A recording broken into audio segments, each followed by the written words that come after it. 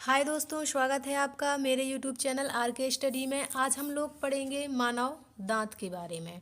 मानव दांत क्या होते हैं, किससे मिलकर बना होता है, दांत कितने प्रकार के होते हैं और कौन से दांत की संख्या कितनी होती है, कौन से दांत का कार्य क्या है, तो ये सब कुछ आज हम जानेंगे। तो चलिए वीडियो को स्टार्ट करते हैं।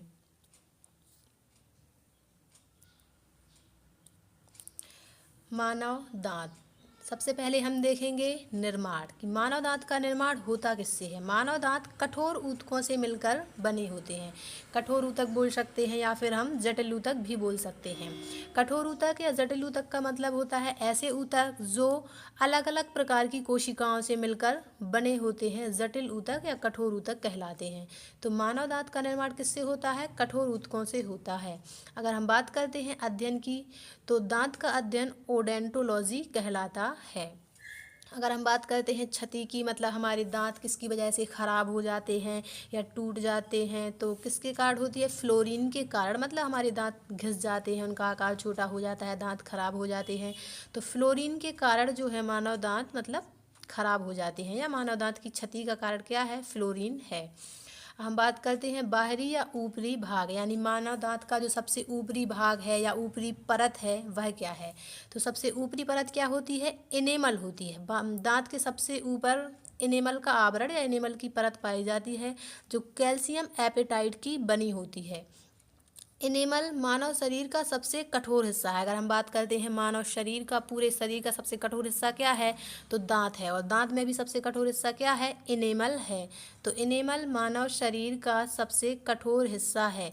इनेमल की परत के कारण ही दांत चमकदार दिखाई देते हैं। मतलब जो हमारे दांत सफ़ेद चमकदार दिखाई देते हैं वो किसके कारण दिखाई देते हैं? इनेमल की परत के कारण ही दांत चमकदार दिखाई देते हैं। इनेमल मानव शरीर का सबसे कठोर हिस्सा है और इनेमल के कारण ही दांत चमकदार दिखाई देते हैं। अब हम बात करते हैं आंतरिक भाग की।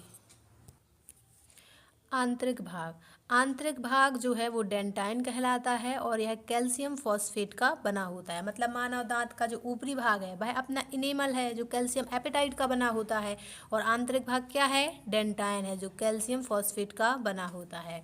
अब हम बात करते हैं दूध के दांत, यानी कि जो बच्चों में निकलते हैं दूध के दांत। दूध के दांत 12 वर्ष की आयु में टूट जाते हैं। इनकी संख्या कितनी होती है? 20 होती है। मतलब दूध के दांत जो मतलब शुरू में जो मतलब 8-9 महीने बच्चों में निकलते हैं वो 12 वर्ष की आयु में टूट जाते हैं, और इनकी संख्या कितनी होती है दूध के दांतों की? 20 होती है। अब बात करते हैं जीवन काल में दांत, यानी कि जीवन काल के दौरान कितने दांत निकलते हैं टोटल। तो यहाँ पे मानव है। मानव जीवन काल में कुल 20 प्लस 32 बराबर 52 दांत निकलते हैं। मतलब 20 दांत जो हैं ये अपने दूध के दांत हो गए, और जो 32 दांत हैं ये बाद में निकलते हैं, वो दांत हैं। तो टोटल कितने दांत निकलते हैं? 52 दांत निकलते हैं। अब हम देखेंगे दांतों के प्रकार के बारे में कि दांत कितने प्रकार के होते हैं। तो दांत मुख्य रूप से 4 प्रकार के होते हैं। पहला टाइप है कृतंक। कृतंक दांत को इंसीजर दांत भी बोला जाता है इंग्लिश में। यह भोजन को काटने का कार्य करते हैं। इन्हें नोज टीथ भी कहा जाता है। इनकी संख्या 4 गुणा 2 8 होती है। हम इस डायग्राम में देखेंगे। ये है अपना दांतों का एक जबड़ा है। टोटल ये कितने? 16 दांत हैं। मतलब नीचे का जबड़े में 16 दांत और ऊपर के में 16, तो टोटल कितने हो गए? 32 दांत हो गए। तो जो कृतंक दांत हैं ये आगे के 4 दांत होते हैं जो कृतंक कहलाते हैं। ये 1 2 3 4, ये आगे के जो 4 दांत हैं ये कहलाते हैं हमारे कृतंक, यानी कि I4 इंसीजर टीथ होते हैं। और इन्हें नोज टीथ इसलिए कहा जाता है क्योंकि यह बिल्कुल नाक के सामने पाए जाते हैं, इसलिए नोज टीथ कहलाते हैं। यह क्या कार्य करते हैं? यह भोजन को काटने का कार्य करते हैं। जैसे हमें किसी भी चीज़ को काटना है दांतों से, तो कौन सी दांत काटेंगे? जो हमारे कृतंक दांत है इंसीजर, वही यह कार्य करते हैं। इन्हें नोज टीथ कहा जाता है क्योंकि यह नाक के बिल्कुल सीध में पाए जाते हैं। इनकी संख्या संख्या कितनी होती है? जैसे अगर हम बात करें एक जबड़े में कितने हैं? 1 2 3 4 हैं एक जबड़े में, और मतलब नीचे के जबड़े में 4 और ऊपर के जबड़े में भी कितने होंगे? 4 दांत होंगे। तो इनकी संख्या कितनी हो जाएगी? 4 गुणा 2 बराबर 8 होती है।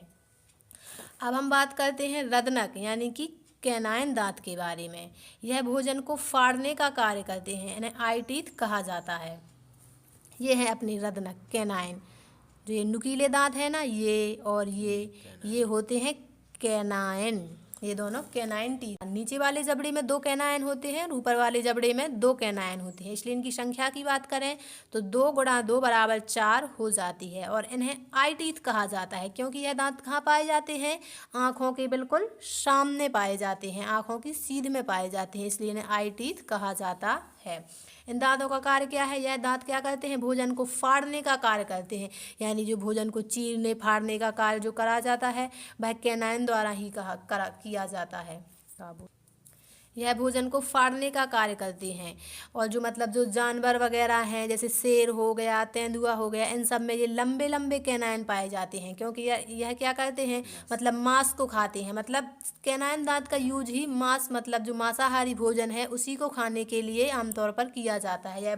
यह जो मांस वगैरह है उसको चीरने फाड़ने के काम में आते हैं, इसलिए देखना शेर वगैरह में ये वाले दांत तो पाए ही नहीं जाएंगे, जो तंग दांत हो गए अपने, ये नहीं पाए जाएंगे, उनमें कैनाइन ही पाया जाता है क्योंकि वह शाकाहारी तो खाते नहीं है, मांसाहारी खाते हैं, इसलिए उनमें कैनाइन दांत है यही पाए जाते हैं। हम चलते हैं अगले टाइप पर।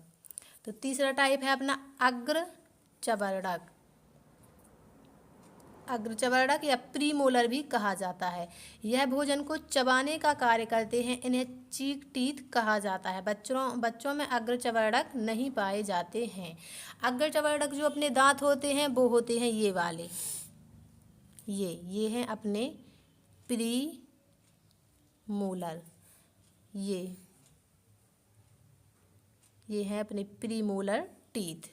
इन्हें चीक टीथ कहा जाता है क्योंकि यह बिल्कुल गालों के पास में ही चिपके हुए पाए जाते हैं, गालों से सटे हुए होते हैं, इसलिए इन्हें क्या कहा जाता है, चीक टीथ कहा जाता है। इनका कार्य क्या है या क्या कार्य करते हैं, भोजन को चबाने का कार्य करते हैं। मतलब जो अपने जो कृतंक दांत हैं उन्होंने क्या किया, मतलब भोजन को मतलब काट दिया, फिर इन्होंने चीर फाड़ कर दी, फिर बाद में ये क्या करते हैं, भोजन को चबाने का कार्य करते हैं, प्रीमोलर टीथ। और बच्चों में अग्र चवर्णक नहीं पाए जाते हैं, मतलब जो छोटे बच्चे रहते हैं जिनके दूध के दांत रहते हैं उनमें प्रीमोलर टीथ नहीं होते हैं। अगर हम बात करें संख्या की तो हम देखते हैं जो मतलब एक जबड़ा है नीचे वाला, 2 इधर साइड और 2 इधर साइड, तो टोटल कितने हैं, 4 हैं, है ना। तो ऊपर वाले जबड़े में भी कितने होंगे, 4 होंगे, इसलिए की संख्या क्या हो जाएगी, 4 गुणा 2 बराबर 8 हो जाती है। अब हम बात करते हैं चवर्णक की यानी कि मोलर टीथ की। यह भोजन, ये भी इधर आना था, यह भी भोजन को चबाने का कार्य करते हैं। मतलब अग्र चवर्णक और चवर्णक दोनों ही क्या करते हैं, भोजन को चबाने का कार्य करते हैं। बच्चों में तीसरा चवर्णक यानी कि थर्ड मोलर नहीं पाया जाता है। ये है अपने चवर्णक यानी कि मोलर टीथ, ये है अपने चवर्णक यानी कि मोलर टीथ, ये यहाँ मोलर, ये दोनों साइड 3-3 दांत पाए जाते हैं, यानी कि हर जबड़े में 6 मोलर टीथ पाए जाते हैं। अगर हम बच्चों की बात करें तो बच्चों में तीसरा चवर्णक यानी कि थर्ड मोलर नहीं पाया जाता है। ये वाला जो टीथ है ना, तीसरे नंबर का थर्ड मोलर, ये बच्चों में नहीं पाया जाता है। और जो 2 मोलर हैं ये दोनों पाए जाते हैं, थर्ड मोलर बच्चों में नहीं पाया जाता है। प्री मोलर बच्चों में एक भी नहीं पाया जाता है, ये बच्चों में नहीं पाया जाएगा। अगर हम बात करते हैं मोलर की तो मोलर में थर्ड मोलर नहीं पाया जाता है, और जो फर्स्ट और सेकंड है ये दोनों पाए जाते हैं। अगर हम बात करते हैं इनकी संख्या की तो इनकी संख्या कितनी है, 3 और 3 टोटल कितनी है, 6 है इनकी संख्या। मतलब एक जबड़े में कितने हैं, 6 हैं, तो दोनों जबड़ों में 6 गुणा 2 बराबर 12 इनकी संख्या हो जाती है। अब हम बात करते हैं मानव दंत सूत्र की, यानी कि मानव दंत सूत्र क्या है। तो सबसे पहले हमारे दांत कौन से थे, incisor I4, incisor C4, canine P4, premolar और M4 मोलर। तो इंसीजर की संख्या कितनी थी, अगर हम बात करते हैं जबड़े की एक ओर, जैसे कि अगर हम बात करते हैं एक जबड़े में तो टोटल कितने दांत थे, टोटल 4 दांत थे। अगर हम बात करते हैं जबड़े की एक ओर, जैसे हम क्या करते हैं बीच से डिवाइड कर देते हैं, जैसे कि ये रहा, अगर हम इसको बीच से डिवाइड कर देते हैं, अगर हम इसे बीच से डिवाइड कर देते हैं तो जबड़े के एक ओर कितने इंसीजर हैं, 2 इंसीजर हैं। और कैनाइन 1 है, प्रीमोलर 2 है, मोलर 3 है, जबड़े के 1 हो। तो दंत सूत्र में यही होता है, मतलब जबड़े के एक ओर के हिसाब से लिखे जाते हैं। जैसे इंसीजर जबड़े के एक ओर कितने हैं 2 और दूसरी ओर कितने हैं 2, इसलिए लिखा गया है 2/2। इसी तरीके से कैनाइन जबड़े की एक ओर एक कैनाइन और दूसरी ओर एक कैनाइन, इसलिए लिखा गया है 1/1। इसी तरीके से प्रीमोलर जबड़े के एक ओर 2 प्रीमोलर और दूसरी ओर 2 प्रीमोलर, इसी प्रकार लिखा गया है 2/2। इसी प्रकार अगर हम बात करते हैं मोलर की, तो जबड़े के एक ओर 3 मोलर और दूसरी ओर 3 मोलर, इसलिए लिखा गया है 3/3। अब हम बात करते हैं दंत सूत्र की, तो दंत सूत्र क्या हो जाता है, मानव दंत सूत्र जैसे ऊपर क्या लिखा है 2, तो 2 ऊपर कैनाइन 1, प्रीमोलर 2, मोलर 3 बटे नीचे भी 2, 1, 2, 3। तो जो मानव दंत सूत्र है वो अपना होता है 2, 1, 2, 3/2, 1, 2, 3 होता है मानव दंत सूत्र।